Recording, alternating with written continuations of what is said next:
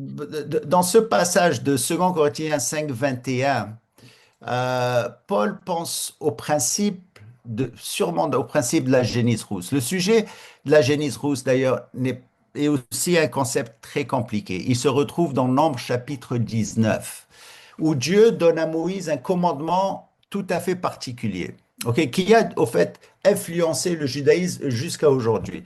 Alors, il devait prendre une génisse rousse sans défaut. Il fallait qu'elle soit complètement rousse et la faire tuer, non pas dans le tabernacle, mais en dehors du camp d'Israël. On se rappelle, Jésus aussi été tué en dehors du camp, si vous voulez, de Jérusalem.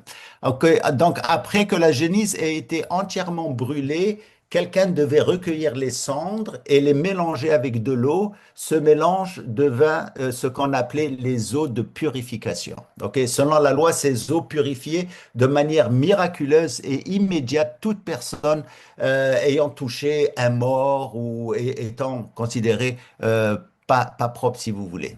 Plus tard, les rabbins élargirent ce concept en enseignant que les eaux pouvaient purifier tous les péchés. Donc l'Écriture les appelait aussi les eaux d'impureté, c'est dans Nombre 31, ou les eaux de séparation, si nous séparer de ce qui était toujours mal.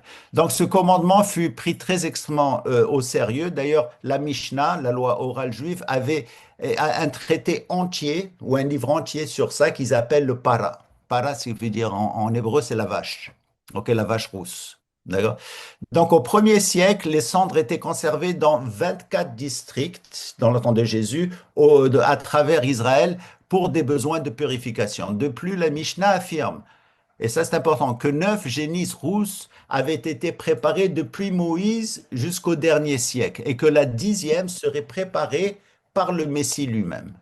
Donc, nous avons 9 qui sont passés et la 10e est à venir. Et d'après Maïmonide, qui est un grand rabbin juif, il dit que quand le Messie va venir, on va avoir la prochaine génisse. D'accord? Donc, il y a un aspect eschatologique là-dessus. Mais qu'est-ce que rend la génisse rousse si mystérieuse? C'est là où ça devient compliqué. Le mystère ne réside pas dans les eaux elles-mêmes, mais dans le paradoxe du rituel. Celui qui appliquait l'eau pour purifier les autres devenait lui-même impur, d'accord? Maintenant, les rabbins se posent la question, comment est-ce qu'un homme qui est impur peut purifier les autres? Parce que ça fait aucun sens. C'est là où la grande question revient. D'ailleurs, dans le livre d'Agé, il le dit, d'Agé chapitre 2, si vous avez le temps, vous pouvez le lire, versets 11 à 13, le prophète doit interroger les prêtres. Il leur dit, la sainteté peut-elle être transmise? Ils disent non, on ne peut pas transmettre si vous voulez, la sainteté. Et c'est là où la Génisse parle du Messie.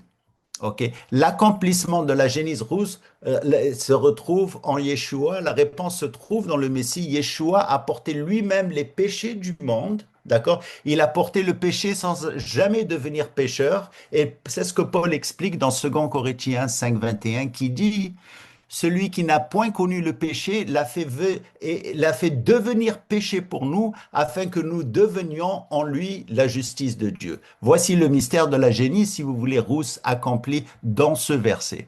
Yeshua, sans jamais devenir impur, a porté nos impuretés afin que nous puissions être rendus purs et justes en lui. Donc, le fait qu'il y a une dichotomie dans cette loi, on peut amener les Juifs à voir, ou du moins n'importe qui, à voir que c'est Jésus lui-même qui a porté les péchés sans être impur, mais par sa pureté nous a donné cette eau de pureté, nous a donné, si vous voulez, ce salut.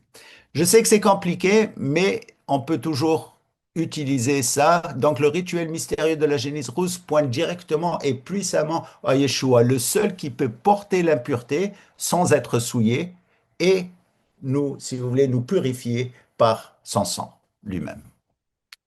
Maintenant, en ce qui concerne, vous savez qu'aujourd'hui, ils ont trouvé les vaches rousses. OK? Ils les ont trouvées. Et ça, ils les ont trouvées en 2023. Alors, justement, Daniel, tu m'as posé la question et tu m'as dit, qu'est-ce qu'il y en est aujourd'hui de la vache rousse? Ils en parlent plus, ils n'en parlent plus. Pourquoi?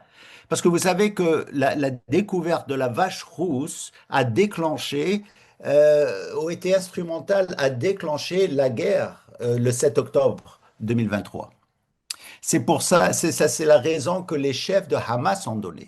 Ils ont dit, ah, ils ont trouvé la vache rouge, ça veut dire qu'ils vont reconstruire le temple et ça, on va jamais l'accepter. Et c'est pour ça qu'ils ont attaqué. Ils devaient attaquer même plus tard parce qu'ils avaient un arrangement avec l'Iran et avec Hezbollah d'attaquer ensemble, comme on le voit d'ailleurs dans le Psaume 83. Mais ils ont attaqué tout de suite parce que cette vache rouge était là et ils allaient la sacrifier en ce temps-là. Et c'est pour ça qu'aujourd'hui, d'ailleurs, je leur ai même écrit, j'aurais dit, qu'est-ce qui se passe? Ils m'ont pas répondu, ils parlaient d'autre chose. Et probablement que le gouvernement leur a dit de ne plus parler de ça, ou du moins pas tout de suite.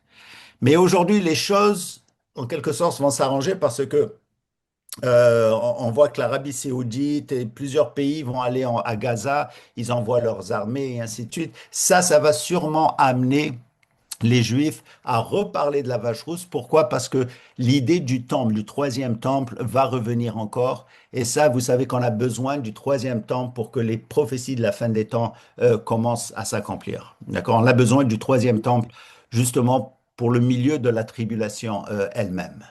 D'accord? Donc, c'est ce qui concerne aujourd'hui. On n'a pas de nouvelles, mais on ne sait même pas où est-ce qu'il les garde. Ils disent qu'ils les gardent à Shiloh. On ne le sait pas non plus.